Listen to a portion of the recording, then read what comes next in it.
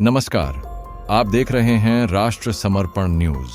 आज हम बात करेंगे एक ऐसी अनसुलझी पहेली की जो पिछले 59 वर्षों से भारत के इतिहास में एक रहस्य बनी हुई है। ये कहानी है हमारे देश के पूर्व प्रधानमंत्री स्वर्गीय लाल बहादुर शास्त्री जी की संदेहास्पद मृत्यु की है। वर्ष 1966 में ताशकंद में उनकी मृत्यु के बाद से आज भी कई सवाल अनुत्तरित हैं। तो आइए चलते हैं इस रहस्य की गहराइयों में। 1977 में जब केंद्र में जनता पार्टी की सरकार बनी तो उन्होंने शास्त्री जी की मृत्यु की जांच के लिए राजनारायण कमेटी का गठन किया। इस कमेटी ने 2 प्रत्यक्षदर्शी गवाहों को बुलाया गया था। पहला गवाह शास्त्री जी के निजी चिकित्सक डॉक्टर RN चुग, जो ताशकंद में उनके साथ थे, और दूसरा उनके निजी बावर्ची रामनाथ, जो पूरे दौरे के दौरान शास्त्री जी के लिए खाना बनाते थे।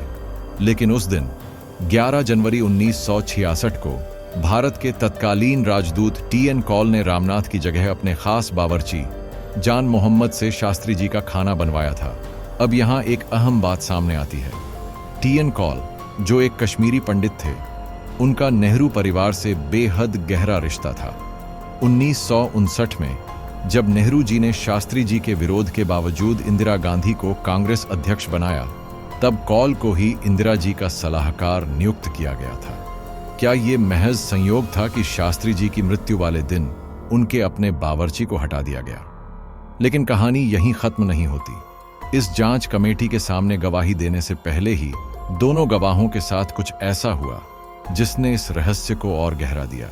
डॉक्टर RN चुग अपनी पत्नी और बेटी के साथ कार से दिल्ली आ रहे थे।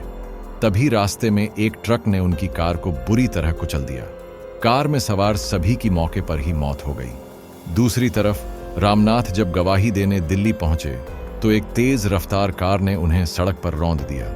संयोग से उनकी तत्काल मृत्यु तो नहीं हुई, लेकिन उनकी दोनों टांगें बेकार हो गईं और सिर पर लगी चोटों से उनकी स्मृति पूरी तरह खत्म हो गई। इसके कुछ समय बाद ही उनकी भी मृत्यु हो गई। शास्त्री जी की पत्नी ललिता शास्त्री जी ने बताया कि रामनाथ उस दिन उनसे मिलने आए थे और कहा था, बहुत दिन का बोझ था अम्मा, आज सब बता देंगे।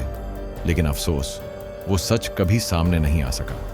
अब सवाल ये उठता है कि क्या ये सब महज संयोग था, या फिर शास्त्री जी की मृत्यु का सच छुपाने के लिए 2 और हत्याएं कर दी गईं। इसी क्रम में एक और घटना संशय पैदा करती है कि आखिर शास्त्री जी इस मौत के बाद उनका पोस्टमार्टम क्यों नहीं किया गया था। शास्त्री जी को झड़ दिया गया था या नहीं, यह पता लगाने का एकमात्र निश्चित तरीका उनके शरीर का पोस्टमार्टम करना था। परिवार ने इसकी मांग की थी, लेकिन बताया जाता है कि मांग स्वीकार नहीं की गई। उस वक्त अंतरिम प्रधानमंत्री गुलजारी लाल नंदा ने बाद में शास्त्री के परिवार द्वारा उनसे इस मांग के साथ संपर्क करने के बारे में अनभिज्ञता जता दी थी। बस यही कारण है कि भारत का प्रधानमंत्री जो विदेश जाता है और वहां उसकी मृत्यु हो जाती है और बिना किसी पोस्टमार्टम के यह मान लिया जाता है कि उनकी मौत हृदयाघात से हुई थी। आपको मामला कुछ अटपटा नहीं लगता? ये वही लाल बहादुर शास्त्री जी थे जिन्होंने मात्र 1.5 साल के कार्यकाल में जय जवान जय किसान का अमर नारा दिया, जिन्होंने 1965 के भारत पाक युद्ध में अपने साहसिक फैसलों से देश को जीत दिलाई, जिन्होंने भारत को खाद्यान्न उत्पादन में आत्मनिर्भर बनाने की नींव रखी।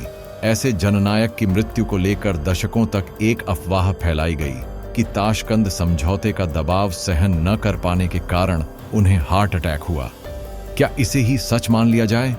42 साल बाद भी ये सवाल अनसुलझा है। सच क्या है, इसका फैसला एक दिन जरूर होगा और दुनिया के सामने वो सच जरूर आएगा। तब तक हर साल शास्त्री जी की जयंती और पुण्यतिथि पर यह पहेली हमें झकझोरती रहेगी। इस मामले पर समय समय पर कई लोगों ने आवाज उठाई, लेकिन कभी उस मामले पर ध्यान नहीं दिया गया तो कभी उस आवाज को दबा दिया गया। मां भारती के इस महान सपूत स्वर्गीय लाल बहादुर शास्त्री जी को कोटि कोटि नमन, उनकी स्मृति को विनम्र श्रद्धांजलि। अगर आपको ये कहानी पसंद आई तो अपने विचार हमारे साथ जरूर साझा करें। इसके साथ ही आपसे सिर्फ सवाल है कि क्या आपको लगता है कि शास्त्री जी की मृत्यु के पीछे कोई साजिश थी? क्या इस घटना की जांच आज भी अधूरी रह गई? क्या कभी इस मामले से पर्दा हटेगा? अपना जवाब हमें कमेंट में जरूर बताएं। धन्यवाद।